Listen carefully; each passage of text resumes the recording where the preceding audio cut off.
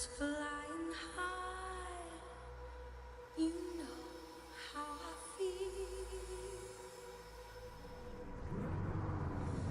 Sun in the sky. You know how I feel. Breeze drifting on by. You know how I feel. It's a new dawn. It's a new day. It's a new life.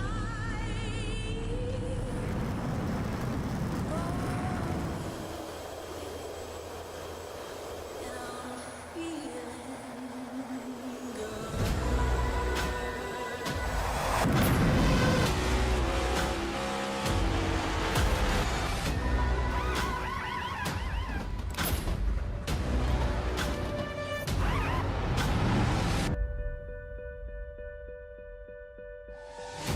Fish in the sea, you know how I feel.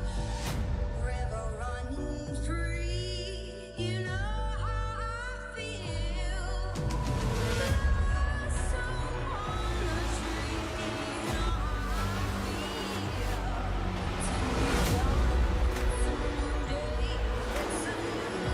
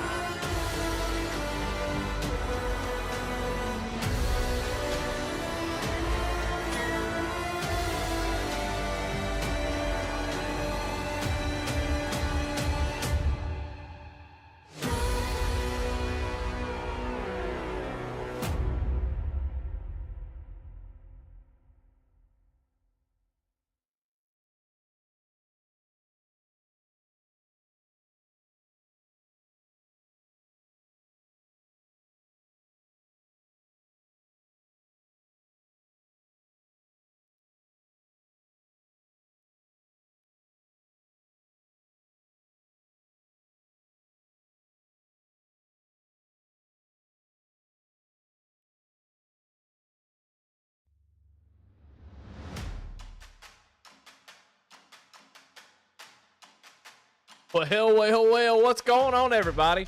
Welcome. It's Tuesday night. You know what it means.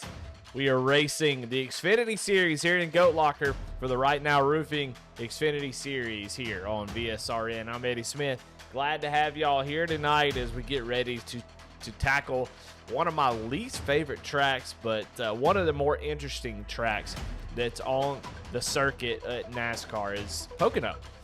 For the Tricky Triangle, we're going to have 60 laps around here tonight, and it is going to be a good time. Who's going to come away with the victory? I think we could see a new winner here tonight, and expecting to see a lot of fun, a lot of really crazy racing. But I want to thank Right Now Roofing for their sponsorship of this series, along with Jam Printing and Promotions, Veterans for Life Foundation, Cruising Classics, and of course Premier Racing Setups for their support of the Truck Series. Well, tonight, a lot is going to be changing and happening, especially when it comes to the schedule. We'll take a look at it right here, and you can see we are just a few races into the season, but already over halfway to the playoffs. So, playoff picture going to start to show itself here tonight. And moving forward, we're going to see a much clearer picture about who is going to be racing for a championship there in Iowa and making the Final Four. It's going to be a lot of fun to get there, but don't want to wish ourselves too far forward, but it will be upon us quickly. You see, just there in March, is at the end of March. We'll be starting the playoffs. Take a look at your point standings as they sit after week 4 of 10 regular season. You can start to see now the thing about it. We haven't talked about points that much because of the 2 drop weeks. You do get 2 drop weeks, so after the first 2 or 3 races, the point picture not very clear. But as we get into this race, especially after this race, we'll see a much clearer picture. But not much more clear than the 27 sitting atop the standings there in the Jake Ellingson there with 2 wins, and he has got sole position of that top spot. Now, Jake Denson got that first win of the season, and we've seen some struggling out of him going forward. He does have that win. He's locked in, but we have seen a little bit of struggling going on for him. So going to see if he can bounce back here tonight, maybe get himself another win. He's been strong, just haven't seen the dominance that we saw earlier in the season. So we'll see if he's able to get that done. Take a look at your Pocono Raceway. There it is, Long Pond, Pennsylvania. 1968 is when this thing opened, and you got your capacity 76,000 people, and you see it 2.5 miles, and you see just 3 turns there, and these are modeled after different tracks, but you see just 1, 2, and 3, and they're very different, and you have to be good at all 3 of them if you're going to win this race. So it's very, very important that you stay on top of it, and hey, it's going to be tricky, and that's the whole point. Well, all right, let's jump into your grid. Let's see where everybody's starting. We've already got everything rolling, so let's jump right into it. And starting on the pole here tonight is going to be Ryan Pendleton in the number 23 machine with Trevor McManus sitting right behind him, or right beside him, I guess, in second. In third, going to be Jacob Ellingson, Jacob Denson, your top 2 in your point standings in row number 2. Row number 3 is going to be Brandon Barrier, Charlie Harcum. Alex Cruz, Scott Felt's going to be in 7th and 8th. And in 9th, going to be Regis Clark. We break into the 54-second bracket here in 9th place. Johnny Cofield there in the 10th position. 11th, going to be Doug Ellingson with Jeremiah Holt there in the 12th position. Jeremy Gibbs in 13th. Chance Taylor in 14th. Jimmy Cofield going to start in the 15th position. Randy Bousquet, you see he had a tough time there, 1 minute and 4 seconds. So tough qualifying effort out of him. He will start in the 16th position. Jamie Barkus going to be a start park here tonight. He's going to start the race, score 1 lap, and he's going to pull off. Obviously has some things to do, but wants to make sure he gets his points. So a little start and part action for the number 15 here tonight. John Anthony going to start outside of him in 18th position. Dustin Hardy looking for a little bounce back race here tonight. Going to start in 19th. Colton Lanford rounding out your top 20. And then Jason Kraft going to start. They're in the rear of the field in that number 12 Chevy Camaro.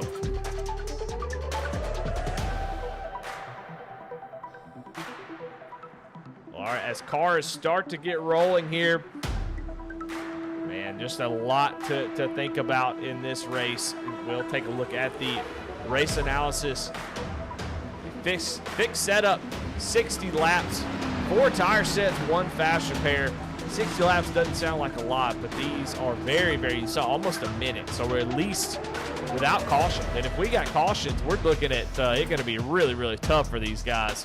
So we're hoping for not a whole lot of cautions. You don't want to see too many of those as this will definitely extend the race out quite a bit. So 60 laps is a long time. It doesn't seem like much, but it's going to be a long one. But I expect to see some green flag racing. You don't see too many cautions thrown here, even if there is a wreck or two. So it's going to have to be a sure enough, track blocker for the caution to come out. So I think we'll see some really good green flag racing. I think a good starting position is going to be important. Getting on and off pit road is going to be really, really important.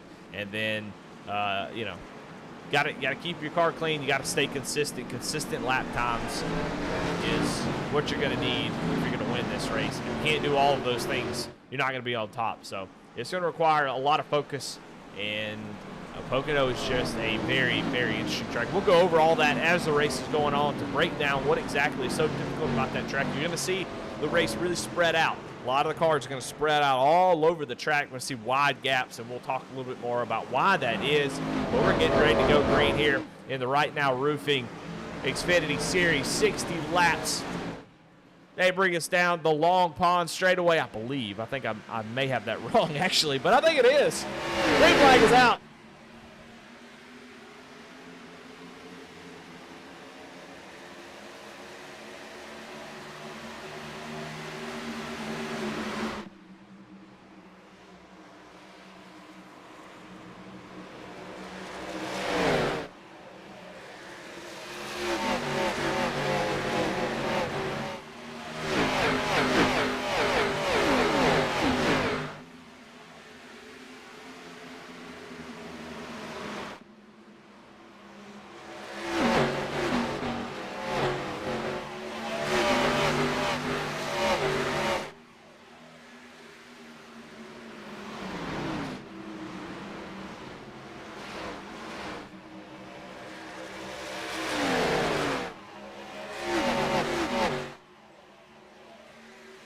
As I come off the final corner, Ryan Pendleton is going to lead the first lap here tonight, but Jacob Denson on the move as he's now looking down to the inside of that 23. Denson made up 2 spots on that first lap, so he is not wasting any time to get up front and get that 7 up there and get in the position he thinks he belongs, which is right up front and leading this race. Right now, though, he looked down to the inside, and that one little move as he blinks out.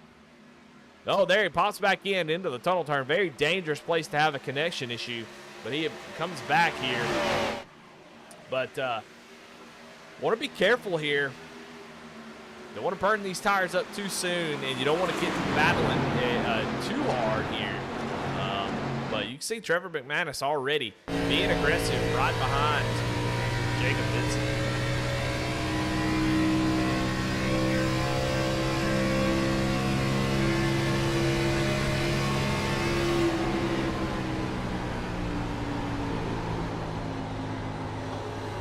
You can see just the precision that this requires. He's going to go down to the apron. Right down to the apron. Get back on the gas. You're going to see that now that they've repaved this. We got a battle going for the lead here as Ryan Pendleton now under fire again. Is how quickly it changes. Is now Jacob Denson going to go down to the inside, and he is going to take over that spot. So Jacob Denson up to the front. And now looks like Ryan Pendleton, Trevor McManus is going to follow him there through the bottom right, dropping 2 spots in 1 lap. But anyway, was talking about this track. Look how long these straightaways are. You've got to carry so much momentum, and these turns are really flat. You go down to the corner, and we'll follow Denson here. It goes down to the bottom. You want to get on the throttle as soon as you can, but you have to be careful. You don't see the banking that you see at other tracks. And if you go on the gas too soon, the car just won't rotate, and you'll go out and hit that outside wall. But the tunnel turn, a very, very famous turn, and the reason is you've got to be so precise. Drive down to the bottom. Get back on the gas as soon as you possibly can. And don't hit that wall right there. That's going to be very, very important. And then you go down into turn 3, and it's almost a nice break. You drive down deep into the corner. Let that thing just sit, a lot like, I can't remember exactly what track. I want to say Milwaukee, but I think I might have that wrong. But you got to get on the throttle there and get back going. You're going to see a lot of guys work that top side. As here comes Trevor McManus down to the inside, going into turn 1. Now, we're going to see if Denson is going to let him go, or is he going to fight back? And it looks like Denson actually going to let him go. But you're going to see that outside line actually be really, really good towards the end of this race. But Trevor McManus is going to take over the top spot. He gets a little bit loose off the corner. But he's going to take over the lead here on lap 5.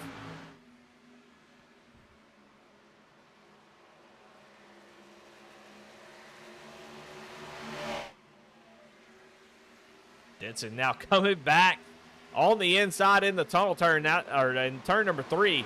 You'll see Trevor able to hold that position on the high side. That high side has a lot of momentum. 1 and 3, you can definitely work that high side. Now in the tunnel turn, you got to be down at the bottom. It's going to be very difficult to make passes around the top side, but we have seen it done before, so it's definitely possible.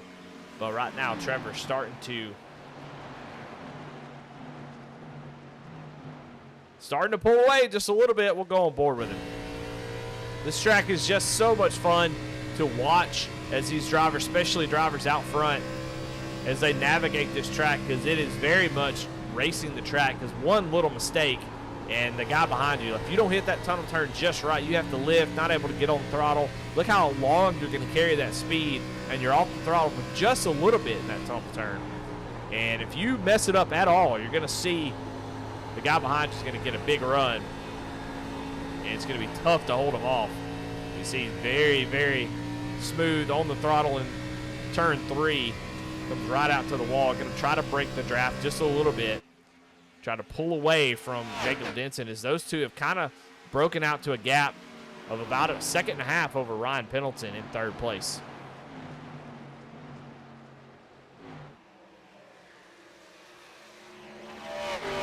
Now Ryan started out front, but now he is kind of settled in third place. He's running pretty good lap times, a little bit more conservative than the two in front of him, it seems. He definitely has the speed. He started on the pole, but we're seeing just a little bit of that that conservativeness out of Ryan Pendleton, which it was normal. I think that he is one of those drivers that is kind of known for taking it a little easy and being there at the end. We'll see if that plays out. Pocono, like I said earlier, is one of those tracks that quickly gets out of hand if you're not able to stick with those guys. You're hoping that they're going to burn their tires up, and you can see they're still battling as Denson got a nice run on McManus there. Not quite able to do anything with it there in this lap, but it could go quickly. Now, Trevor, known for driving really, really hard, and we've talked about it all season long. He will burn the tires up, and we saw in multiple series where he is so competitive that he will battle somebody until the tires just fall off of. We saw it in the truck series where he battled side by side with Jonathan Cofield, and actually both their races ended up kind of going south there at the end of that race just because of how long they raced side by side. But you know, that's the fun of it. That's where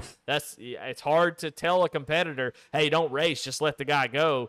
That is the hardest, I think, hill to climb here in sim racing, is to just let somebody go. I mean, you're here to race, and that's what you want to do. And up front, it's still McManus, but Denson has continued to stay with him and not letting him get away here, as Ryan Pendleton's starting to kind of close back in just a little bit. So if these guys get to racing, you can see that little pack behind them that's led by Ryan Pendleton to catch up pretty quickly.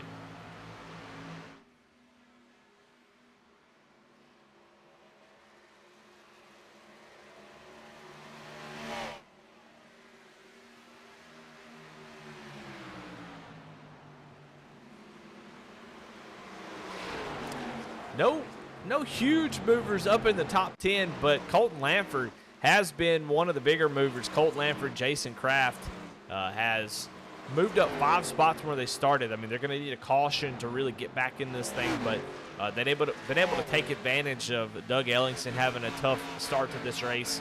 Randy Busquet has dropped 3 spots from where he started, Jimmy Cofield as well. And I'll tell you what, I'm going to be honest with you. If you're a newer driver, and we do have some newer drivers in this field, you know, if you talk about Doug Ellingson, Jimmy Cofield, and no disrespect to them at all. It's not a negative thing. It's a good thing. You love to see guys who are new and who are practicing and working hard and trying to improve, and they have definitely been able to do that. But this is one of those tracks that new folks that are new to the sim, this is a very difficult track to jump in and be able to take to quickly. It takes a lot of laps here. This is like a road course, something you have to learn. You have to learn the 3 different turns. Oh my goodness, and they're going to make contact as Dustin Hardy goes down, takes sort of a dive bomb move, and they able to save it, though, as Hardy going through the grass, but almost. And it looks like he may have just called it quits. Let's take a look at that replay, if we can. It looks like Dustin Hardy is having some connection issues. We'll take a look at it from Jimmy Cofield. Maybe he had a connection issue you couldn't see. I'm not sure.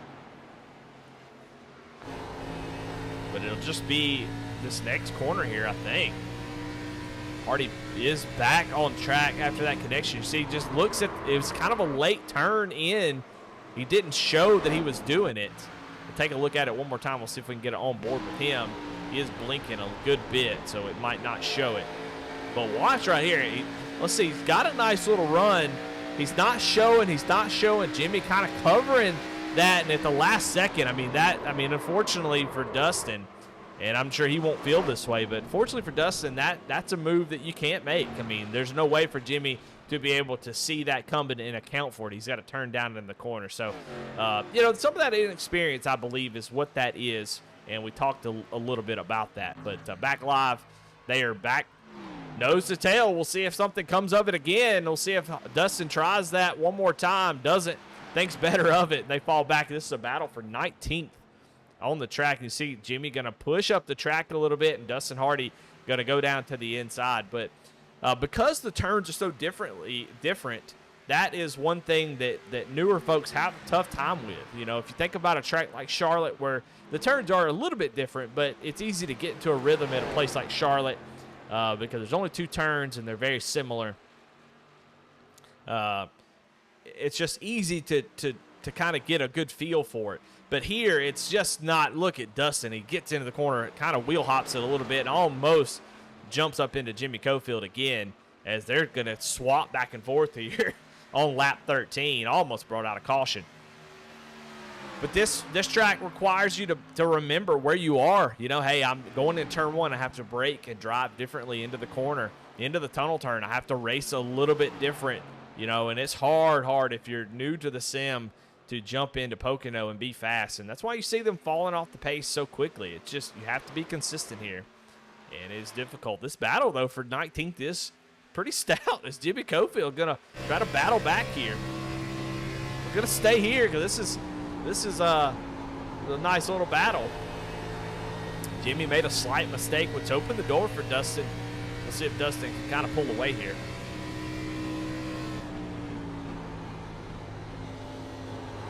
And you can see Jimmy just drives it too deep in the corner, and the car just floats up the track off the corner and just scrubbing so much speed. His top speed is going to be so much lower than Dustin down this long straightaway, one of the longest straightaways on the circuit. And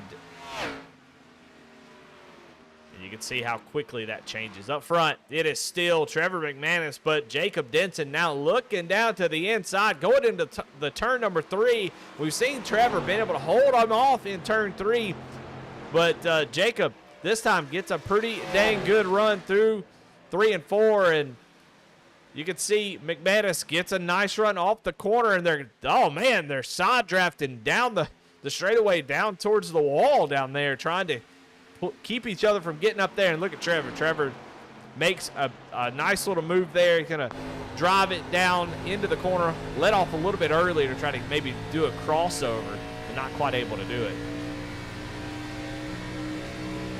Gets a run right here on board with Trevor. You can see gets close, not quite able to do anything with it. And we've talked a little bit about the track itself, but don't forget that dirty air is the thing. Dirty air makes it very difficult to make these passes. And once you get behind somebody like Trevor is right now, the balance of the car is going to change. You can see that front end starting to sail on exit. And here that's very dangerous because how quickly you have to get back on the throttle, like in the tunnel turn. If we see somebody hit the wall, it will definitely be off of turn 2. Such a fast corner, and if you try to let off and just roll down to the bottom and take it easy, you'll lose so much time. So it's a requirement that you get back on the throttle as soon as possible. Go on board with Trevor as we watch him go through the tunnel turn here.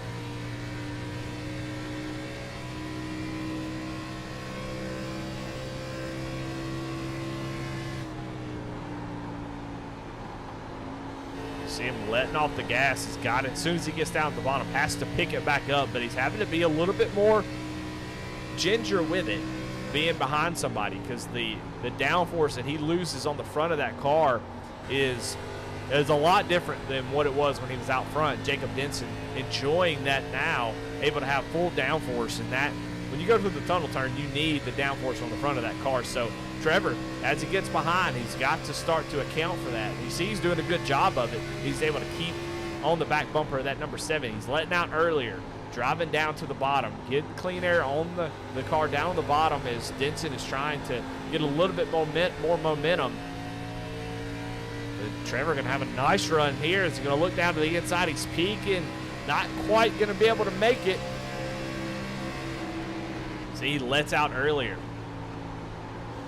Has to account. Can't get on the throttle as soon as Denson can. Oh, gets a little bit of that wall. That's that little bit of lapse of judgment and that dirty air which causes that. And there it is, the first little side swipe of the night for Trevor McManus.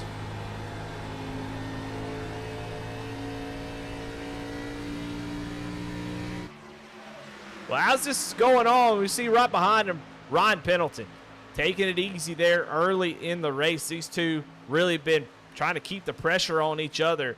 And right now, Ryan Pendleton is starting to reel them back in. He was about a tenth faster last lap, and right behind him, Scott Phelps in that number 79 machine.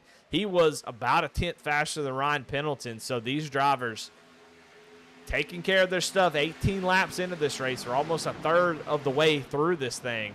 And tires starting to become an issue, and we're starting to see a little bit of those guys who have been taking it easy starting to run these guys down. And you can see how quickly it changes. Ryan Pendleton wasn't even in the picture, and all of a sudden, boom, he's just 3 tenths behind Trevor McManus here already. We've already seen Trevor get into the wall a little bit. I don't know if that is going to damage his car to where it's causing the handling to go away. I think it's just the fact that his tires are starting to fade a little bit that is causing that. So I think he is just overall struggling for grip at this moment. As soon as he lost the lead, you can start to see how hard he has to drive to keep up with Jacob, and it's becoming a problem here. Ryan Pendleton down the back stretch, going into the tunnel turn right on the back bumper of Trevor McManus. He's got all the speed in the world. He was 2 tenths faster than both these guys in front of him last lap, so he has got plenty of speed, and he's got the tires. He just needs the patience, which he definitely has, so he's going to take his time. No reason to rush here. He's got Scott Phelps behind him, but Scott being just as patient. So Ryan doesn't need to press the issue too much if he doesn't want to.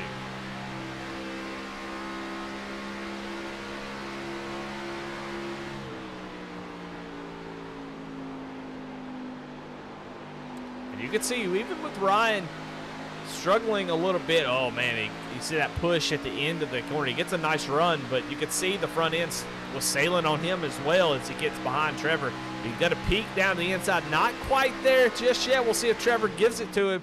Trevor going to drive deep into the corner to try to defend against this. And so Ryan not able to make the pass. He wasn't quite there just yet. I think he wanted to see what Trevor would do. And Trevor not willing to give it up. That's going to cause Ryan. You see how quickly, if you don't hit the line perfect every time, if you deviate from your line, as both of them get a little close to the wall there, how quickly the times can change as Scott Phelps is right on his bumper. But Trevor loses some speed there off of turn 3. Ryan Pendleton actually able to get out to the right side of him. Ryan's going to get a nice run. He's been getting a really good run through one every single lap, and we'll see if he's able to hold it here through the tunnel turn. He's a little bit closer, I believe, this time than he was last time.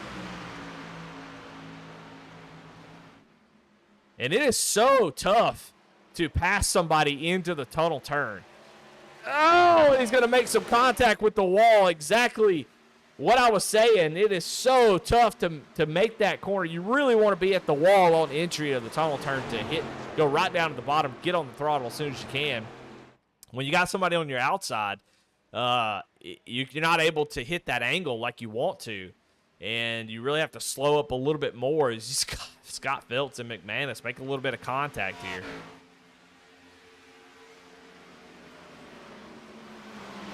Now they'll go side by side. Trevor starting to fade a little bit to make a little bit of contact as Trevor going to fight on that outside, but Trevor just doesn't seem to have the tires at the moment to hold on to these spots.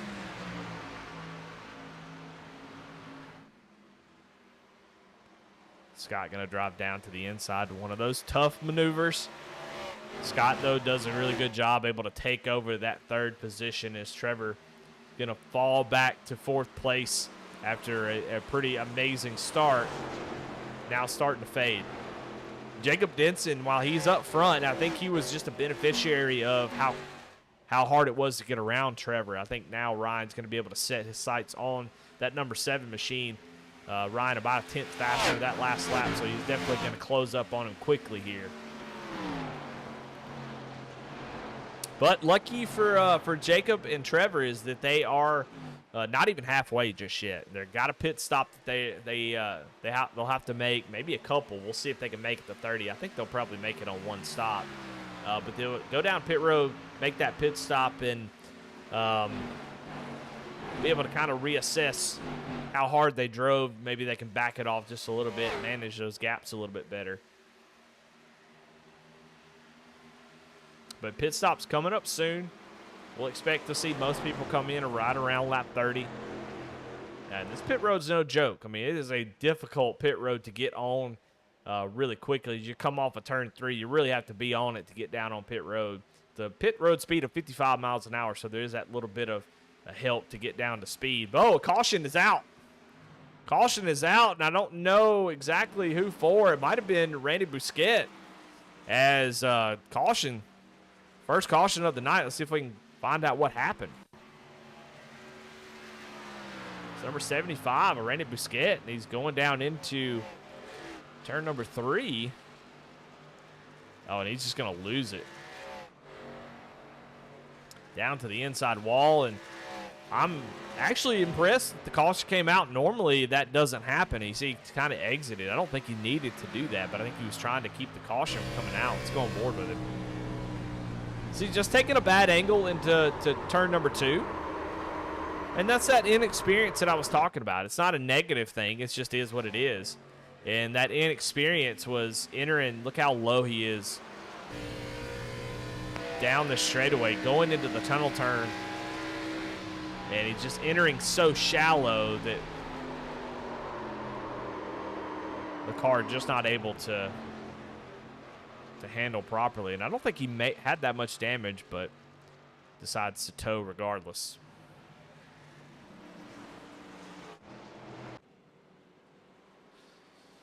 Well, we will definitely see pit stops here on lap 25. They would love to see that caution a little bit later, so you wonder how far they can go on fuel. You know, that's going to be the question that I have right now. You know, they're definitely going to come down and take 4 tires and fuel, but can they make it the rest of the way? That'll be something that we'll pay attention to going forward. It'll be a question that I would love to see answered. And we'll find out. We'll see if they're clutching. If they do a little fuel saving, we'll see if they can make it on fuel. But I know they would love to have seen this come out maybe a few laps later. But they'll come around. They'll take the pit stop around 26. And we'll have a couple cautions here. You'll see just how long the cautions are at Pocono. So they'll be able to have a few laps under caution to clutch, turn their car off. There's a couple different ways of saving fuel here in iRacing. You can clutch it by pushing the clutch down. That drops the RPMs down to next to nothing. And we'll see everybody coming down pit road here. Jacob Denson going to lead them down.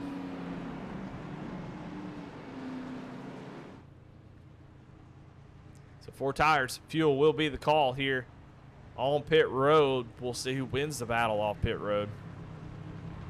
But yeah, a couple different options to save fuel. You'll hit the clutch. That'll drop the RPM down to idle, which uses less fuel. The less RPM that your motor is running, the less fuel that you'll use. And some people elect to even cut the car off entirely, just completely cut it off where it's not using any fuel and you're just coasting. And then you have to drop the clutch, hit the starter, and start back up. So you'll see all kinds of methods of doing that. We'll see if anybody is doing that at the moment. And it looks like Ryan Pendleton's going to win the battle off pit road. And that's by nature of that first pit stall, I think, is where that came into it. He had about 0.2 faster pit stop. But, yeah, I mean, just having that first pit stall, I think, made all the difference there. Is he's going to come out with the lead.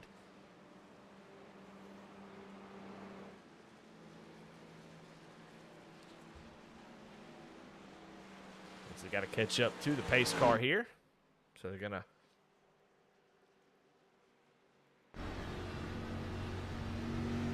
just some guys up here taking it easy to get around the track. You see that? That's our on board with Trevor McManus. You see that needle all the way down to nothing. So Trevor's already thinking about that fuel. Everybody else seems to just be cruising around in fourth gear. That's another way of saving fuel. You shift it all the way down to fourth gear, so you're using the engine's kind of running at the lowest RPMs. That'll also save some fuel. So,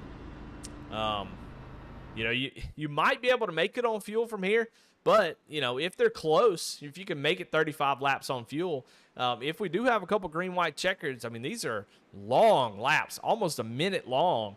A green white checkered here versus say like Bristol, completely different. So you need to save as much fuel as possible if it's close. You do not want to catch yourself with 2 green white checkers and not have enough fuel to make it to the end. These are really, really long laps.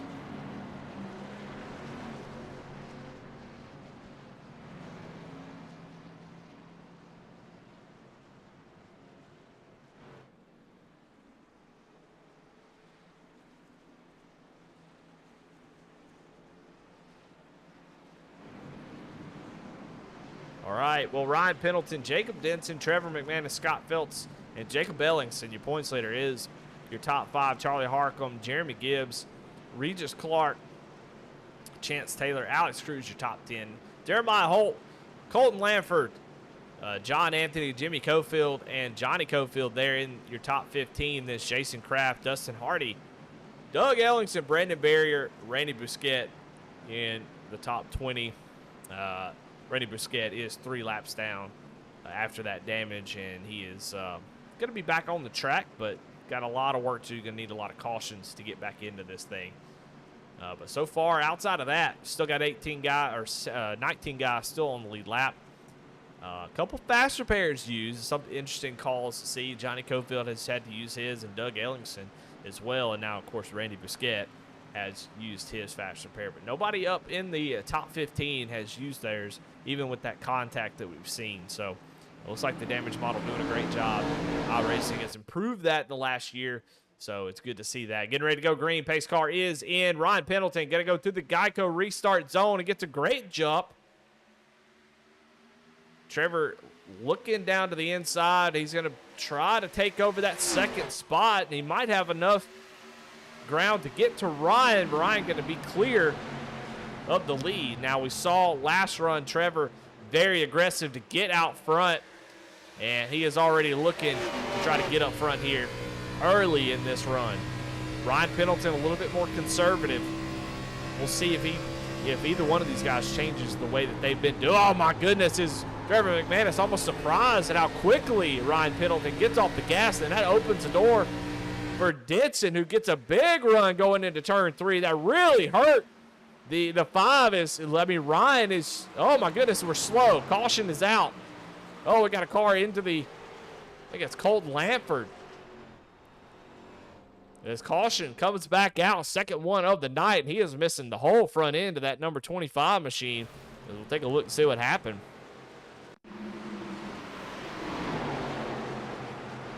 Contact with, looks like the 97 of Johnny Cofield, and he saves it. So I'm not real sure what happened here.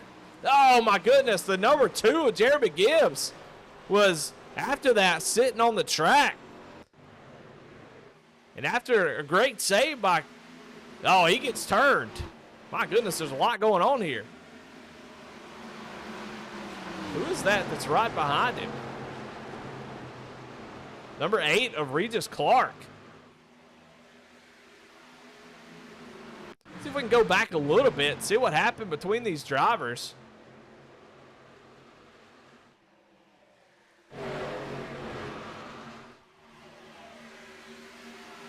See Regis, there's the number 2 right there. They're going to eventually make contact. We'll see what exactly happened here.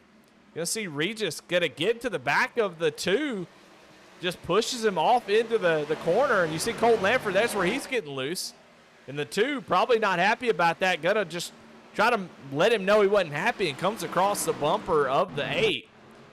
Go on board with Regis to see exactly what went on there. This is after the restart.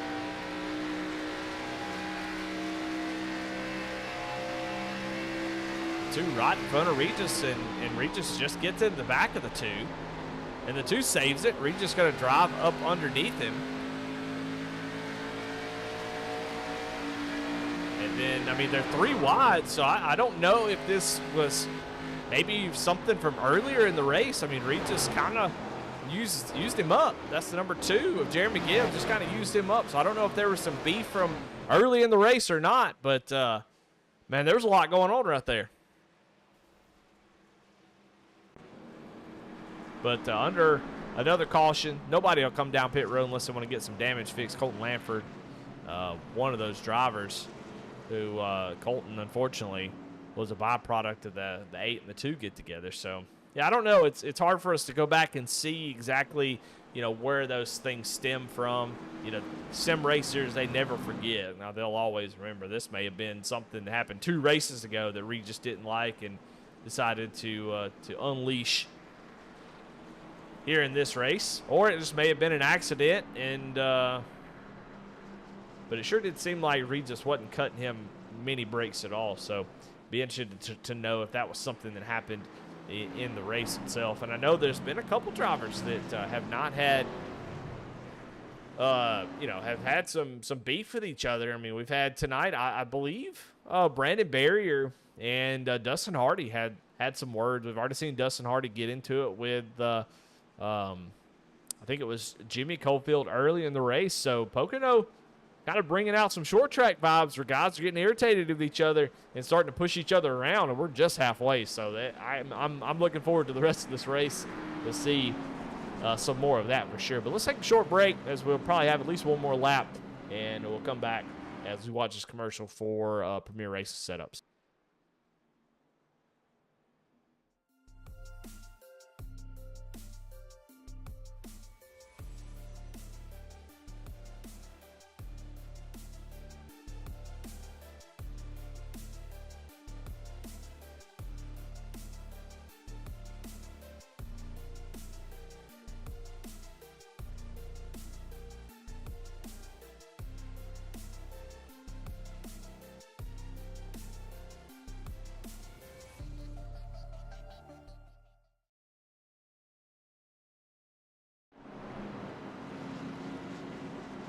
All right, we are back. I want to thank our sponsor, Right Now Roofing, for being the sponsor of this series, the title sponsor, but an associate sponsor across the board for Goat Locker this season. So it's really cool to see them come on board, a new sponsor, at least from my point of view.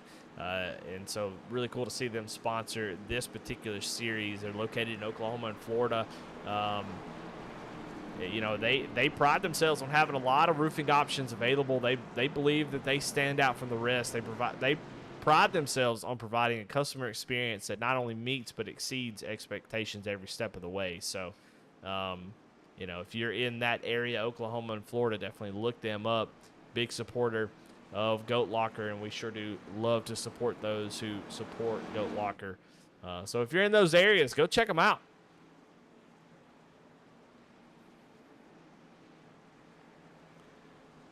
Well, all right, getting ready to go green. We're just over halfway.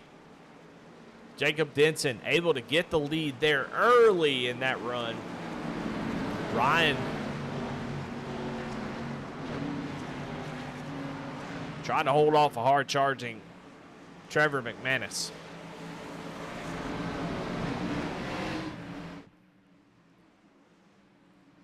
Pace car pulls off. Green flag is back out for Jacob Denson.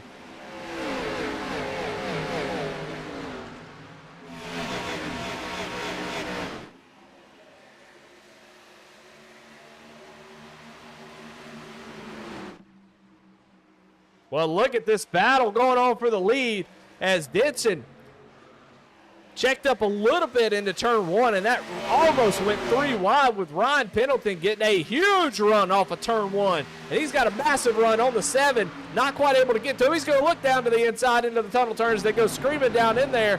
Denson going to be able to hold on to that top side, but Ryan was really looking, actually lose a little bit of time looking down to the inside like that. And here comes Trevor McManus.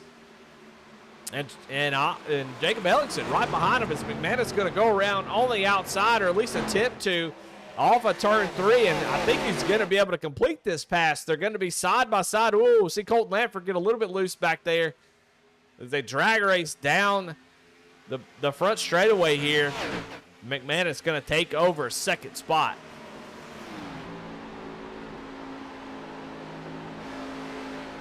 Now Pendleton looking forward to a longer run. As you can definitely see, he was a lot stronger towards the end of this thing. A little bit of blocking there. Is he going to take the entry? I haven't seen this, especially on new tires, be a good move. It seems to be sort of a detrimental move to try to make the pass going into the short chute there, the tunnel turn. Ryan's tried it a couple times, but Trevor too strong there on the outside, and all it does is hurt your run off this corner. Man, they're kind of bumper cars as McManus gets a little bit tight there, and they're going to be 3 wide with Scott Phelps down on the inside, Jacob Ellingson in the middle, and Ryan Pendleton on the outside. And you're going to see Jacob Ellingson back out of it, try to get down to the inside. Tried to get underneath Scott Phelps, and Scott Phelps is going to come out the winner, I think, as the 23 does get a nice run down the straightaway there to the tunnel turn, and they're going to go side by side here. Ryan Pendleton backs out of it, lets Scott Phelps have it. Now he's going to be side by side with his teammate. These camera angles are just awful. Oh, almost contact between two Goat Locker teammates as Ryan Pendleton quickly goes for looking to try to take the lead and all the way back to 4th or 5th now.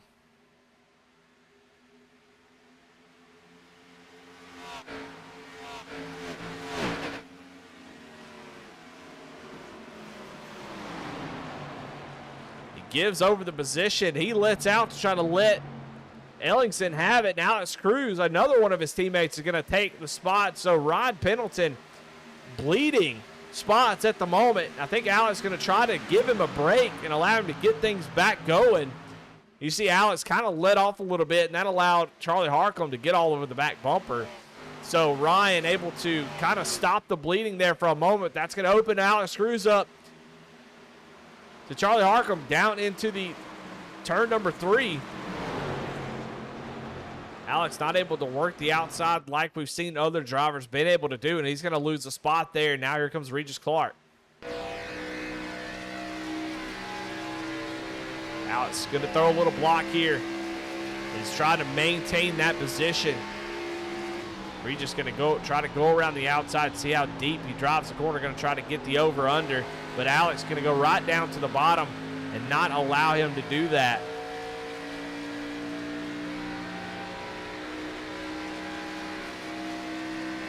See a lot of games being played here, and that's something that you have to do. I mean, these spots are very difficult. You see how long it takes to actually make a move on somebody. See Alex going to get out of the groove a little bit, but so does Regis.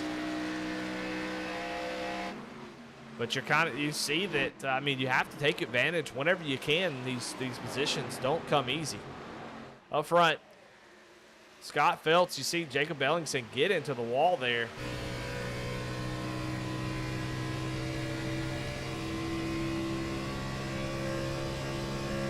On board Jacob Ellingson. As he started in the 3rd position, but hasn't had what I would consider a Jacob Ellingson race so far. Pocono may not be his type of track. I'm not real sure. He's hung around in the top 5 most of the race, but we just haven't seen him. Normally see him get out front pretty quickly. But you see him really working that wheel in the tunnel turn. And does a good job because he gets a run here on Scott Phelps, who is all over the back bumper of Trevor McManus. See how much deeper he's driving in the corner versus Scott Phelps. Scott, there's 2 or 3 lines you can run into turn 3, and Scott electing to take it a little bit easy on entry and get a better run off the middle groove, where Ellingson driving deep into the corner to try to make up time on entry.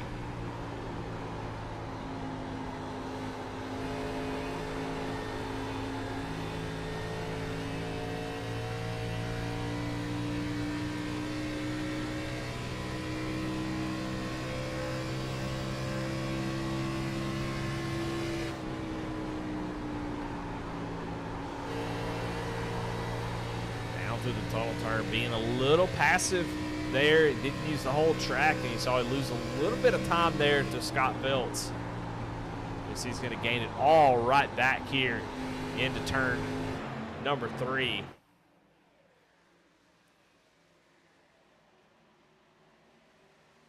But Denson with about a 0.6 of a second lead over Trevor. Trevor has started to kind of cut into that lead just ever so slightly. And unless we get a big string of cautions, I mean, this is the run to the finish. They can obviously make it on fuel from here. After that extra caution, for sure they can make it. So fuel is not going to be an issue. So you got to go up there and get it. If you're McManus, if you're Scott Phelps, Jacob Ellingson, time is running out. I mean, if you're Ryan Pendleton, you kind of have to wonder maybe where did it all go wrong? Is he, I think, was definitely poised to go up here and take the win, but after that restart, I mean, he just fell like a rock. And you see the track position, he is 2.4 seconds off of the leader. So he's got a lot of time to make up. Now, 20 laps is a long time. That's almost 20 minutes that he's got left in this race to take those tires, you know, let them cool off a little bit and try to charge back up there. He's definitely faster at the longer run. But, you know, you just got to wonder if he's going to be out of time. He was less than a second behind the leader the first run for most of it. About 1.3 seconds. Now he's got to make up almost 2.5. So we'll see if he's able to get that done. Right now, just watching Scott Phelps, McManus, and Ellingson as they try to run down Jacob Denson.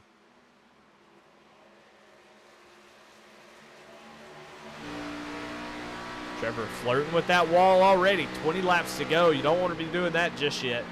But I think he's trying to hunt down Denson. He was about a 1/10.5 faster than number 7 last time by.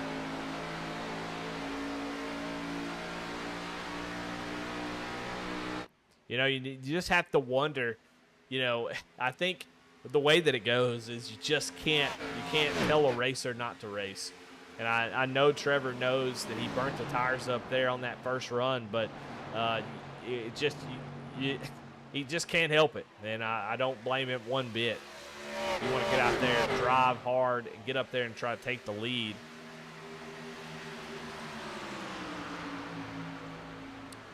But, you know, Trevor has been known to make some mistakes from time to time. If he can avoid mistakes, Trevor would win every race.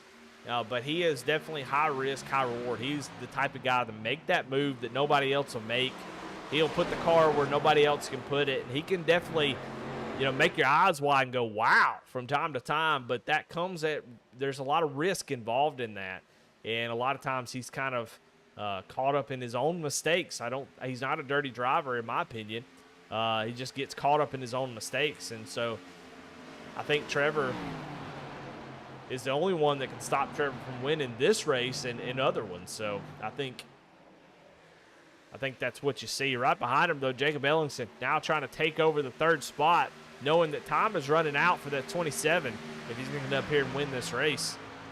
But he's going to have to fight off. He's going to have to make a pass on one of the fastest drivers, one of the most consistent drivers all racing, Scott Phelps.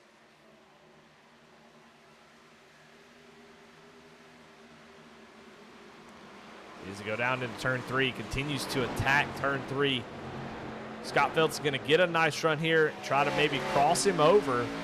You can see the difference. Ooh, a little block there. It's going to slow up Scott Phelps just a little bit, so it actually worked out pretty well. We'll see if Scott's willing to maybe take a dive at him here. He's looking. drives down in the corner, but Ellingson, they both overdropped the corner quite a bit, and Ellingson going to get slowed up. That's going to open the door. Here comes Scott Phelps right back. So in your bid to try to win the race, this is very bad for both of these drivers, as right now they're just continuously losing spots or losing time to the leader, running side by side like that. Look how close they are as Ellingson almost gets into the wall just a little bit. Boy, they are really close to each other, not giving each other an inch. Down into 3 and 4, Ellingson drives it deep into the corner like he's been doing in turn 3. We'll see if he can get the run that he needs off the corner. And here comes Ryan Pendleton back into it. He's under 2 seconds from the lead, and he is loving to see this.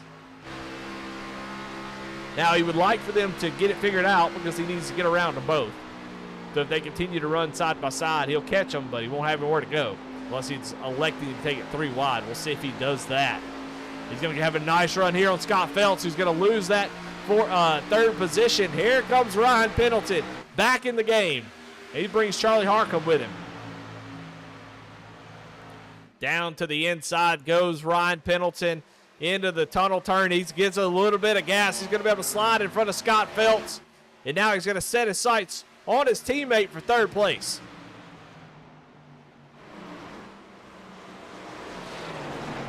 Up front, it is a battle for the lead starting to brew here with just 15 laps to go. Denson under fire from Trevor McManus as they go down the straightaway.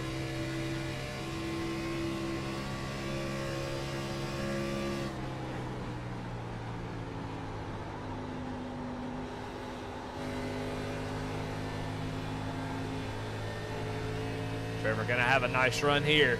See if he takes a look down into the tunnel turn. Gonna push him. Let him know that he's there. Maybe push him down into the tunnel turn. That is I'm not sure if that's intentionally what he's trying to do, but I've seen that maneuver used multiple times where you push a guy down into the tunnel turn, make him miss that corner, and you hit it just right, and you're able to set him up into turn 3.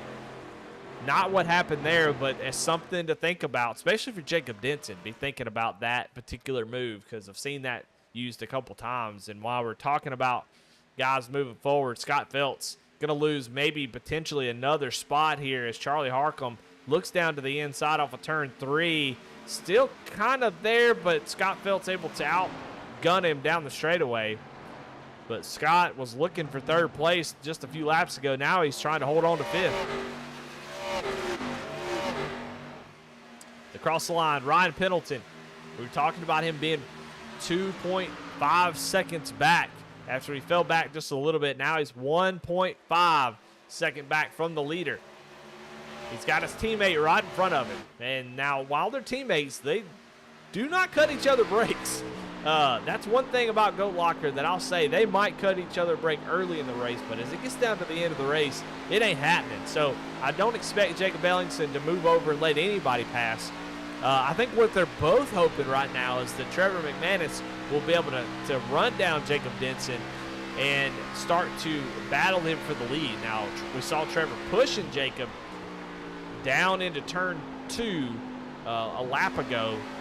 Trevor actually falls back just a little bit there this lap. So Jacob able to kind of gap him by 4/10 as they come out of the tunnel turn going into turn 3.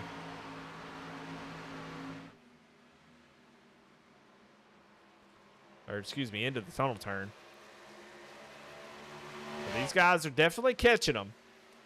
Jacob Ellingson, Ryan Pendleton was the fastest driver on the track last time by, so he's definitely got the speed. Does he have the time? He's going to have a lot of work ahead of him. As you can see, he's getting all over the back bumper of his teammate. Is he going to make the move here? What's he going to do? Gets the run down the straightaway. Not quite ready to do it. Going to push his teammate. Electing to not battle to keep that momentum. I mean, they are moving forward. They're catching him. He's going to get a big, massive run right here. There ain't no way you can let that go. You got to take it. He gets a good run down the straightaway into the tunnel turn. I don't think there's anything that Jacob could do other than let him go here because he is going to have that spot. So Pendleton Going to take it over. We'll see if there's a crossover move from Ellingson. He's going to look. We've seen Ellingson drive down into the corner the last few times. It looks like Ellingson going to get back to the inside and take over the spot. So Ellingson has been so good from turn 2 to turn 3, but here comes Ryan Pendleton right back, and this is not what they want to do. If their teammates, you know, there's a big smile on their face, and they definitely want to race it out, but they're only losing time. They were about a tenth and a half slower that last lap from battling like that, and I think Jacob, honestly, you know, in a bid for a GLR, you know, car to win the race, actually hurt his chances at that, you know, that little crossover that he did. I think they could have swapped positions, and he kind of stayed in his tire tracks and tried to run him down. Might have been the better play with coming down to just 10 laps to go. Going to take them a little bit of time to run these leaders back down. But Trevor holding tight to that number 7, not letting him get away. He is continuing to try to search around, find grip, find ways to get around that 7. He's been able to get to his bumper, but not beside him.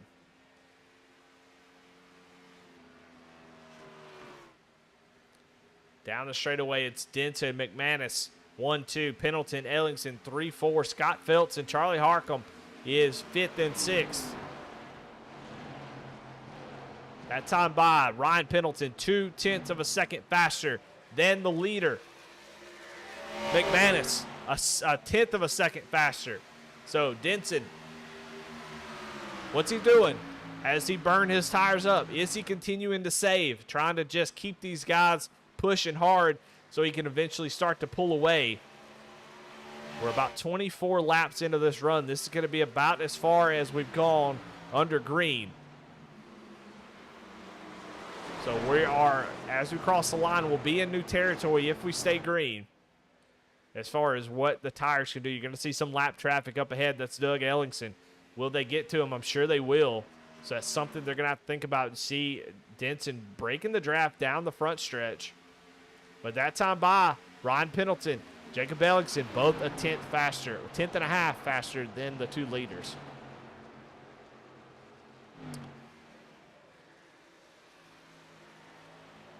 Here comes McManus. He gets a nice run off of turn number 1. Is he going to try to make a move? You know, that's something that McManus has got to think about. If he's not able to make the pass, you can see he doesn't dive down to the inside. He's going to stay right in his tire tracks. If he's not able to make the pass, Ryan Pendleton's going to be there. Like, it's not a question. It is what it is. So Trevor needs to time this just right, wait for the mistake, and then pounce and make the pass and go on. Because if he doesn't and they get side by side, Ryan Pendleton in that 23 machine is going to be there, and they're going to have a 3-way battle for the lead, maybe a 4-way if Jacob Ellingson is able to get up there as well. So Trevor is going to have to think about this. They're matching lap times just a little bit. Ryan Pendleton, though, almost 0.2 faster than the leader that time by. So he is going to catch him if this continues. But you see Trevor able to get right to his back bumper, just not able to do anything with it just yet.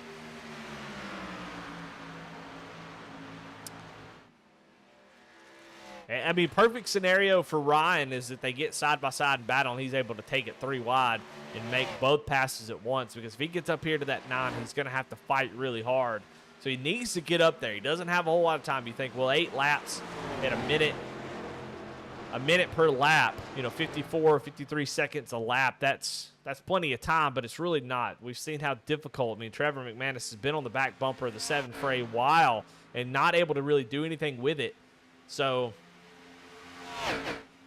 Ryan, while he is under a second, about 0.7 now, and it continues to close every single lap, he's got to get there quicker if he's going to win this race. Right now, Denton's got all he can handle of Trevor McManus there in that number 9 machine. He is all over the back bumper as they come off of turn 1. McManus has gotten a lot better in turn 1. It seems like he's been able to make up a lot of time in turn 1 and the tunnel turn. But in turn 3, Jacob seems a little bit better as we've seen Trevor kind of search around, try to find some different lines. Trevor trying to kind of enter in a little bit higher and come off the bottom, but it's just not working. He's going to get a nice run here, but I think Jacob is getting the better run off of turn 3. But, I mean, Trevor's got to search around. If he follows the 7, all that dirty area is on the front end of that 9. But you see just how good Trevor is through turn number 1. That time by, Ryan matched their lap time. So what Ryan was able to do is started to fade, maybe a little plateau of the tires. But Trevor really putting the pressure on the number 7 right here. But Denson not wavering at all. Really haven't seen Jacob Denson make a mistake at all. Here comes Trevor, though. He's going to have a nice run down the straightaway here. We'll see if he's able to do anything with it. It's a nice little toe down the straightaway. He's not going to be there, I don't think. He thought about it, but then pulled back in and stayed right behind the 7. But he's running out of time. Here we go. Just 5 laps to go. That time by, Ryan Pendleton runs the exact same lap time as Trevor McManus, so it has started to even out. If they get battling, though, he will be there quickly, especially if they get side by side in the tunnel turn. Both of them will be off the pace by quite a bit. So I think if you're Trevor, you don't make the move in the tunnel turn. I think that is bait. That's what loses you the race. If you make that move, I think that's going to be a race ender. We'll see. Here comes McManus. Around the outside, he's trying to get that spotter call and get the run off the corner. He's there. Can the 7 hold on to it? He's going to come up in front of him. McManus not able to hold the gas on the outside. Just 4 laps to go as they cross the stripe. Up in front of them, we got lap traffic. We got, looks like, Doug Ellingson and Randy Biscuit. Is that going to play a factor in the way this thing ends? That time by, Ryan Pendleton, 0.2 of a second faster. He is starting to put on the pressure again.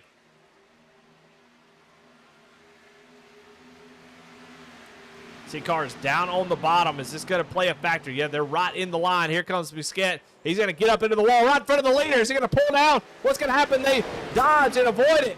It's Doug Ellingson. Both of them, all 3 of them. They get around him safely, but Trevor all over the back bumper and into the frame comes the 23 car. As they come off of turn 3, they're coming to 4 to go. And Ryan Pendleton is there.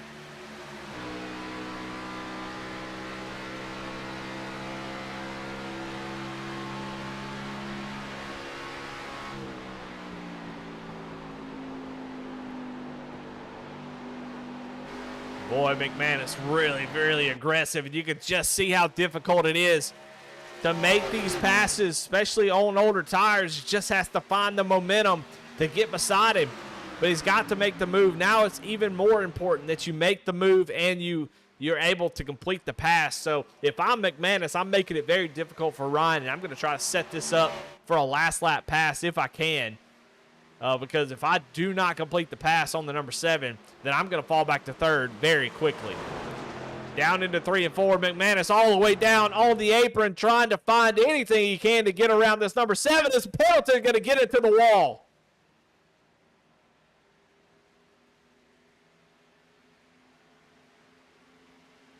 Because of that, Pendleton about a 10th. He's going to lose a little bit of ground there as they go down into turn 1. Trevor McManus still all over the back bumper. When is he going to use the bumper? Is he going to use the bumper? He's going to run a little wide there on exit. Pendleton falling back a little bit. You see the detriment of having to lift, getting into the wall, anything. You lose so much time. Down into the tunnel turn. Just 3 more times around this triangle. Can Denson hold on? Trevor McManus, will he be able to make a move? Does he have anything left? It was Ryan Pendleton. Is that damage going to be too much?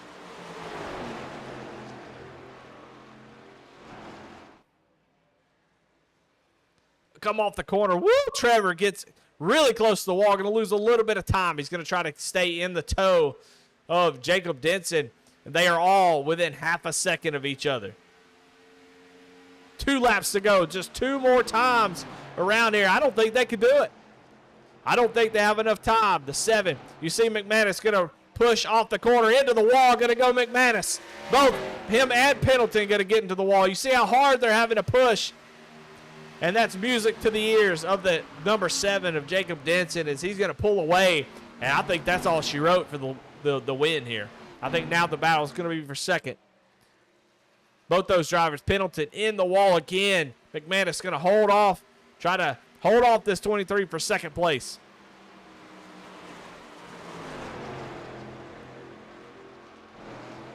Coming out of turn 3, Denson with now 6/10, almost 7/10 of a second to breathe. He's going to cross the stripe. White flag is out here in the Right Now Roofing Xfinity Series. Now the battle for second. Ryan Pendleton all over the back bumper of McManus. Can he make a last lap pass, or is that damage going to be too much? McManus gets a little wide here again. Going to get into the wall. Here we go. Down the short chute into the tunnel turn. Does Ryan have anything to make this happen? See, he's not able to get down to that yellow line and not able to get the run that he needs. One more chance for Ryan Pendleton. They go down to the corner. Going to get close, but not able to do it. But Jacob Denson comes off a turn 3, and he will cross the stripe. And Jacob Denson will take the win here in Pocono.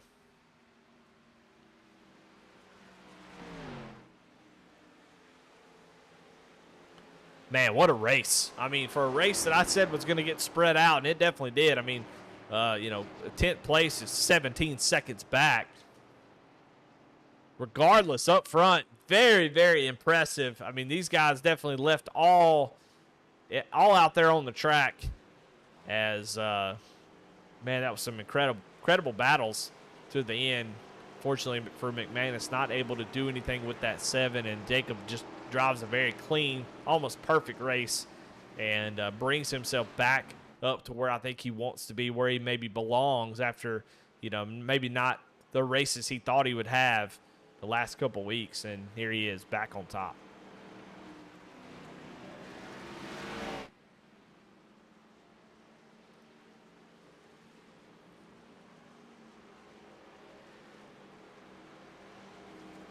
Jacob Ellingson won at Daytona, but Jacob Denson just dominated at Las Vegas, the second race of the season, and 100 laps in that race, and Jacob Denson led 83 of them. So, just an impressive second race of the season, and you see, you're going to burn it down here on the straightaway.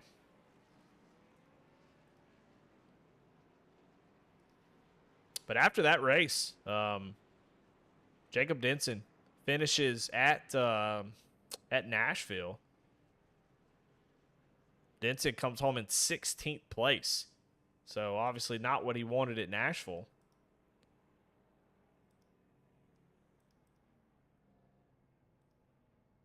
And then last week at Dover, Jacob Denson comes home in 4th. So not a bad race last week, but definitely didn't lead any laps. It was really a Jacob Ellingson, Mike D'Amico race. And so I think Denson going to really enjoy this one. He definitely kind of came back to form. Let's take a look at the results, see where everybody finished. We'll take a little break, and then we'll come back and talk to the drivers. Denson, McManus, Pendleton, your top 3. Jacob Ellingson comes home. He's going to probably hold on to that points lead, but definitely wondered if he could get up there and get the win. Just comes up a little bit short. Scott Phelps falls back to 5th. Charlie Harcum in the 6th position. Alex Cruz in 7th. Regis Clark in 8th. Chance Taylor in 9th. And Jeremiah Holt in the 10th position. In 11th, going to be Johnny Cofield. Jason Kraft in 12th. Brandon Barrier kind of recovers. Was running all the way back in 19th or 20th at one point. Comes home in 13th. Jeremy Gibbs in 14th. Dustin Hardy in 15th. John Anthony in 16th. Jimmy Cofield 17th. Doug Ellingson in 18th spot. Colton Lanford in 19th and 20th. Randy Bisquette. And then Jamie Barkus did a little start and park. Let's take another break and shout out one of our sponsors for VSRN Premier Racing Setups, and we'll be right back.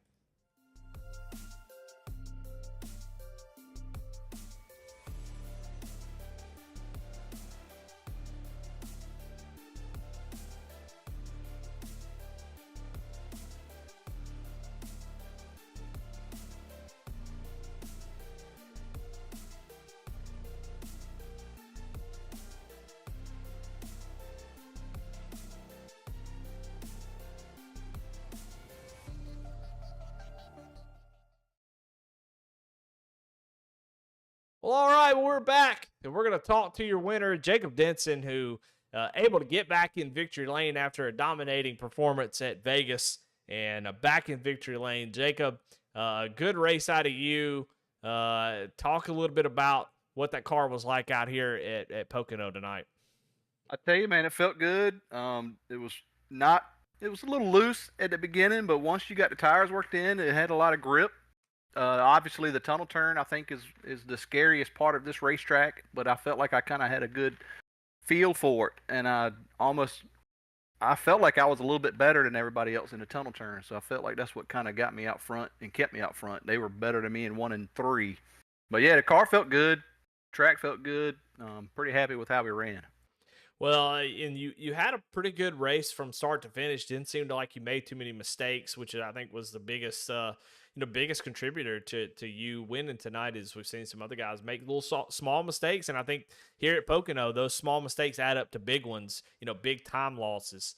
Because just the way this track is run. But there at the end, Trevor McManus didn't allow you to take it easy at all. I mean, it wasn't like Vegas at all, because you really had to kind of mind your P's and Q's. And I think Trevor kind of felt like it was going to be difficult to make the pass, with maybe waiting on you to make a mistake there at the end. And that mistake just never came. Talk a little bit about that battle between you and Trevor. He kept the pressure on the whole time, and what's your strategy in those moments? Do you watch the rearview mirror? What's your strategy for dealing with that amount of pressure for 15 laps at Pocono? I'm definitely watching the rear view. I knew he was faster than I was, but at the same time, I'm trying to conserve just a little bit, because I felt like if he got to me and got to my inside, depending on what turn it was, I probably could have held him off, because I knew he was burning his tires up just to try to catch me. I think at the end he ended up making a mistake himself and kind of slapped the wall a little bit coming out of turn. I think it was the tunnel turn, and that's what kind of helped me get a little bit of a gap there in the last 2 laps. But definitely my strategy in those situations is make sure I'm hitting my marks, staying a somewhat conservative, because again, the person behind you is burning just a little bit more because they don't have that clean air. They obviously are chasing the rabbit and burning their tires just a little bit more. So usually when they get to you, if they get to the inside, you can kind of pin them down and keep them behind you. Well, and you did a great job of that. I mean, really, the only thing you did need to do was make a mistake, and that you didn't do that. You're one of the few in the top 5 that didn't, push their car too hard. And I think that was the benefit of you getting out front, getting that clean air like you did. I think that was an important move. Early in the race, you kind of pulled away, and you and Trevor kind of pulled out, and I think Ryan Pendleton, before that caution, was starting to run you guys down. Did you take that into that second run after those a couple of cautions? Did you kind of memory bank that, or did you just continue to run the same race you planned on running, or did that change your style at all when you came out for that second run? No, there was a little bit of gamesmanship there, because I knew that Ryan and the other Jacob were, I don't know if they were working together. I don't know if you can do that at this track, but they were definitely chasing us down. And I knew that if I could get Ryan and Trevor to start battling, it would do nothing but benefit me. So there was a little bit of gamesmanship on my end. I ain't saying I was trying to slow Trevor down, but I wasn't really trying to push it too hard. And knowing that Ryan could have been right there at the end, like I said, it did nothing but benefit me. So I definitely was driving out of the rear view those last 10 laps. Well, that brings you equal with Jacob Ellingson. So we're sort of the Jake and Jake show right now. As we look forward into the next few races, I mean, Pocono, you're able to get the win, and you got Richmond, Atlanta, and New Hampshire. How you feeling about the next 5 races or so, to separate yourself maybe from the pack? I mean, are those tracks sort of your bread and butter, or are you a little bit nervous about one of those tracks? What's your feeling going forward? Richmond, I've had some success at. What'd you say the second one was? Atlanta. Atlanta. I like. Yeah, I'm a good. Is it? So is it the old Atlanta or new Atlanta? Well, you never know. These guys will just throw some weird ones in. They don't tell me which they are, but I'm gonna assume unless they specify, it's gonna be new Atlanta. So a little bit of Okay. speedway action. Yeah, I mean, I run pretty good there. New Hampshire, now that's another story. I'm not a fan of that track. I wouldn't say I'm nervous about it. I just know I don't usually run good there. So, looking forward to Richmond. That's my home track. I'm from Virginia, so it's kind of a home field there, and we'll see what we can do. All right. Well, hey, that should. I mean, it ties you as far as wins go, and we'll see about the point standings when they come out. But man, congratulations on the win. It's a very, very good race out of you. Very fun to watch. You made it interesting for sure there at the end. But as always, man, who you got to thank? Any sponsor shout outs? Absolutely. I want to thank Goat Locker Racing, obviously, for putting on this series. You guys do a great job. Love to broadcast. Love to support the really, really strong field of drivers. You know, this is one of the more competitive leagues I've been in. I want to thank some of the other sponsors: V Speed, Jam Printing and Promotions, Veterans for Life Foundation, Cruising Classics, Red Beard Design Company. Right now, Roofing. I think they're the head title of the series. I want to give some shout outs to my sponsors, B&H Racing, B&HIT, Phelps Media. We have kind of a running joke. My main sponsor is Little Miami, so they're a brewery up in Cincinnati. If you're ever in that area, check them out. The running joke is there's a river that runs right beside the brewery, and I made a comment last time about being able to put a kayak in there and head up the river and get you a beer. So if you're in that area, get you a kayak, go check it out. Fun times. Man, yeah, I like the way that sounds. Well, all right. Well, Jacob, congratulations on the win. Led a lot of laps, and you come away with the victory tonight. So, congratulations, Jacob. Appreciate it, brother. Well, there you have it. Jacob Denson, your winner here tonight. And let's get caught up as we'll take a look for some reason at the schedule. It's not what I wanted to show you, but hey, enjoy that little bit of time that you got to look at it. And then we'll bring in second place finisher Trevor McManus. Trevor, you're probably, I don't know, are you happy about this? Are you sad about it? I mean, what's your feeling? Because I feel like you had the speed, obviously, to go up there and take the win, but it just seemed like it was so difficult in dirty air to get it done, especially the last 15 to 20 laps. Yeah, it was definitely not easy to pass. I tried to let Jake run off and run him back down, but that didn't work. I got back to him. It's just so hard to pass in dirty air. And then I was trying to work with him to get away from Ryan and Jacob. Come to find out, he was trying to get me back to those guys. So that didn't work either. So but no, after the past few races I've had, man, to come home second's actually like almost a win. Yeah, it's hard sometimes to appreciate those type of finishes because you think, well, I want to win every race that I go to, but when you Right. have a couple bad ones, your confidence starts to fade, and you almost kind of push a little bit too hard the next few races just to try to get over that hump. And sometimes you just need a good solid race to get that done. So, I mean, tonight I think you definitely did that. A little contact with the wall there at the end, obviously Yeah. pushing hard. You were trying a couple things. We saw in three, you would kind of move up the track a little bit, try to get some air on the front end of that car. Me and you both know how difficult it is for Pocono, but talk a little bit about Yeah. why it's so hard to get the runs that you need to make passes here. I mean, with these cars, how aero sensitive they are. You and like at Daytona, you create that bubble of air. So even though you get that run going, you start pushing that guy ahead of you, right? So it starts, you you know, um, how flat turn three is. I mean, you got to have all of the air you can on that nose. So, and the cool thing about Pocono is you can actually start arcing. I found out that like if I kind of made a late arc to that corner, I could get a nice run coming off of the corner, which was cool. So I thought maybe if I just kept doing that, I could push him, and then maybe I just really wanted to try to make him on either the last lap or second to last lap because Ryan Pendleton was fast on the long run, and I seen him coming, and he was catching. And I kept looking at that relative going, man, he closing in about a tenth a lap, and then kind of, I don't know if he got that close enough to where my air started affecting him, and he plateaued and would kind of come in and in. But yeah, just the flat corners at 3 and 4, you kind of have to have all the air you can.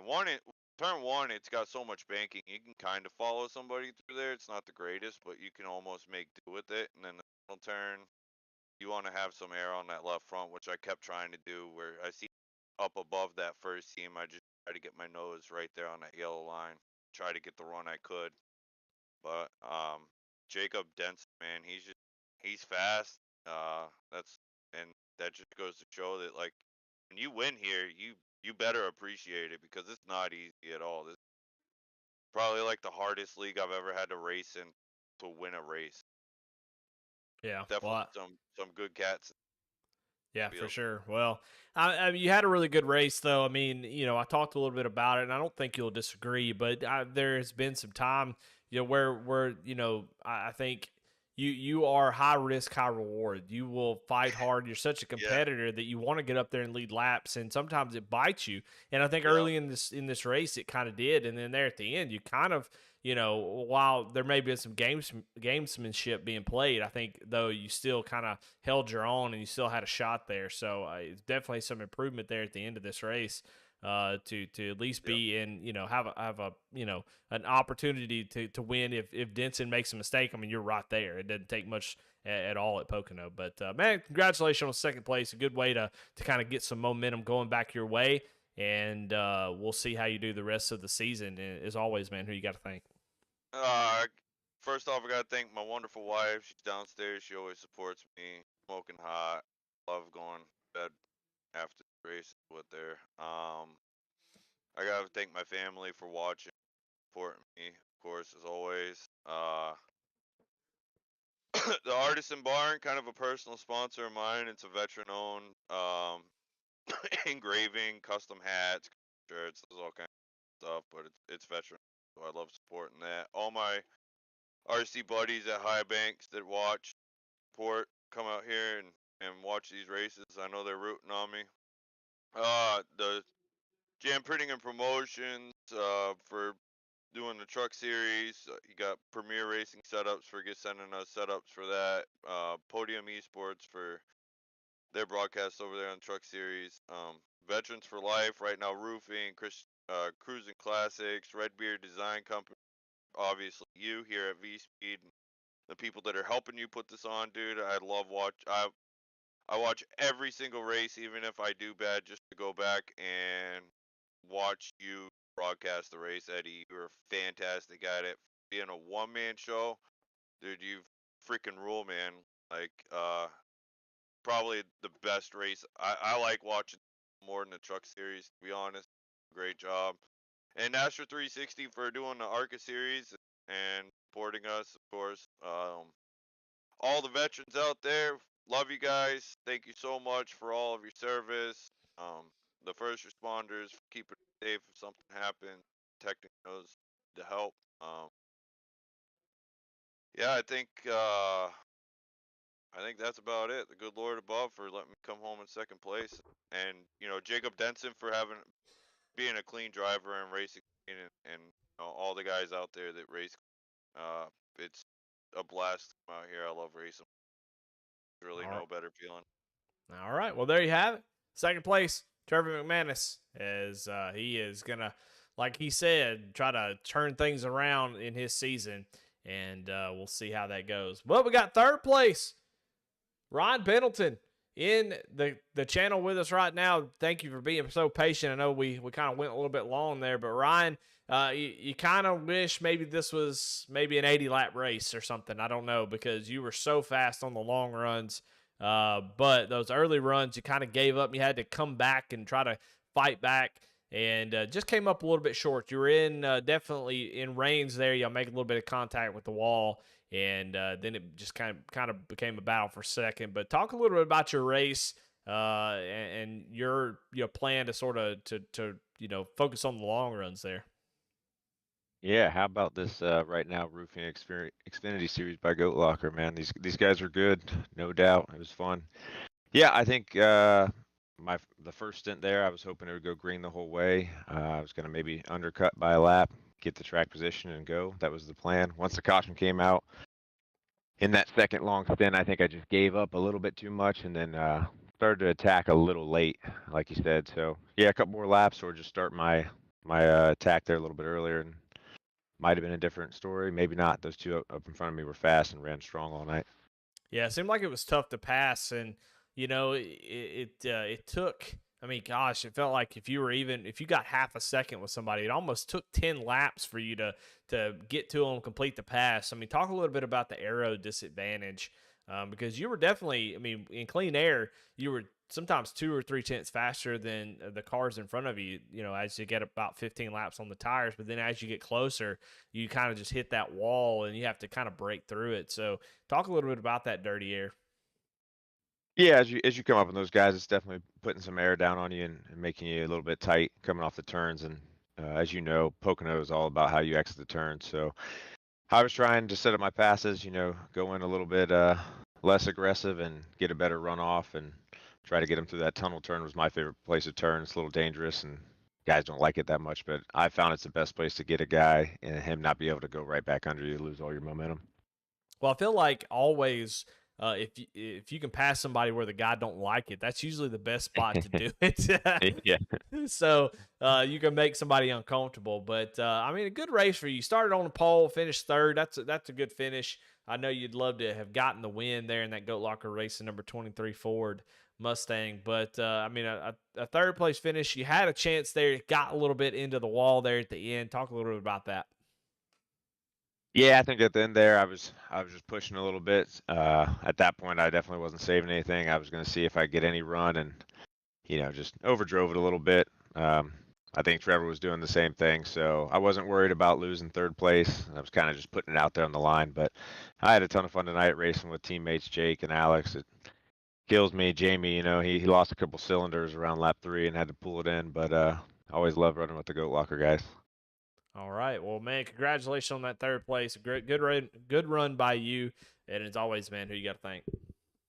Yeah, everyone that supports Goat Locker, partners at Goat Locker, you guys at V Speed, Eddie for your broadcast. We all love to watch them. I know the families love to watch them. The fans, hopefully they enjoyed the show. And then yeah, everyone that supports the series these upcoming weeks. That you guys see all the Redbeard design logos on all our cars. Tomorrow night you got the Cruising Classic series. Then we go into the Veterans for Life Foundation series on Thursday night. Check that out. And then of course, the Premier Series Jam Printing and Promotions Truck Series on Friday night at Watkins Glen. So looking forward to that one. All right. Well, there you have it. Ryan Pendleton comes home in third place, and that's going to do it for us here tonight. As man, the Tricky Triangle is in the books, and well, what a fun race! That was a lot of fun. Pocono has the a lot of times can be one of those races where it kind of spreads out. It can kind of be a little boring, kind of like a road course sometimes. But tonight, man, was not that way at all. It definitely delivered on the fun and excitement. So congratulations to Jacob Denson. But definitely want to thank our sponsors, Right Now Roofing, for their sponsorship of this league. We talked about them already. But Jam Printing and Promotions. Since forming in 2013, Jam has contributed printing and promotional sponsorships for more than 60 local nonprofits with a primary focus on organizations that assist veterans, women, and children. They've been with Goat Locker since the very beginning, local and veteran certified. When they do well, they do good in the community. I mean, Jam Printing and Promotion, one of those that has been around since I have known Goat Locker, so we definitely appreciate their support. Veterans for Life. The goal for Veterans for Life is to both revitalize communities and support military veterans and their families' successful transition back into civilian life through support services, counseling, and education. They provide permanent, affordable housing to veterans and their families. Cruising Classics, located in Columbus, Ohio. And they have a beautiful 56,000 square foot showroom filled with hundreds of unique automobiles. There's something for everybody out there in their hand-picked selection of muscle cars and hot rods. Come on down, visit the facility today, or check out their website at cruisingclassicsinc.com. And then Redbeard Design Company, brand and design agency out of Greenfield, Indiana. They do brand identity, illustration, advertisement, apparel, and packaging, and posters. All of GLR logos since day one are a creation of Redbeard Design Company. So when you see a GLR logo anywhere, you're seeing a Redbeard design. And of course, Premier Setups. They are a sponsor of not only the Truck Series by providing setups for that Truck Series on Friday nights, but also this season a sponsor of VSRN. A couple drivers in the Truck Series, so definitely appreciate them. And I'll be honest, I'm not sure how they feel about what I'm about to say, but I haven't always trusted a lot of setup shops. And I'm going to be honest, watching the Truck Series, hearing the drivers' feedback for the Truck Series setups in particular, I'm going to be honest and say that they're some of the best that I've ever seen, guys, and heard people talk about as far as drivability. A lot of times you'll get setups that'll just be a little bit too tight, just kind of a plow, like you're trying to plow snow. And these setups have been really, really nice. So definitely check them out. Hey, go see if it fits your style. The guys over there are really incredible, trying to, they're one of the oldest out there, trying to revitalize their brand. So go check them out. Maybe it's something you've never gone and checked them out before. Go see what they got. Maybe pick up a setup or two and help support the community that supports you. So definitely appreciate them. But that's it for Pocono. We're gonna head over into we're heading over to Richmond next week on the 27th. That'll be a lot of fun in these Xfinity cars. They put on a show, and it's easy for somebody to dominate in this car. So that'll be fun. Then we'll take on Atlanta, New Hampshire, Watkins Glen, and then Charlotte to set the field for the playoffs, while Bristol, Michigan, Kansas, Phoenix, and then Iowa to end it. So gonna be fun. Y'all stick with us. It's been a lot of fun so far, and I can't believe how quickly we're moving. Already 5 races into the season. It's just zooming on by. But all right, guys, that's going to be it for me. Y'all have a great night. We'll see y'all next week. Come out Friday night. Come out tomorrow and Thursday and watch on Nazar 360 as they broadcast the Next Gen and the ARCA, and then come back Friday night on Podium, and we'll be having the Truck Series, I believe, at Pocono. Or it might be Watkins Glen. I'm not sure. I should probably check in on that. But anyway, y'all have a good night. We'll see you later.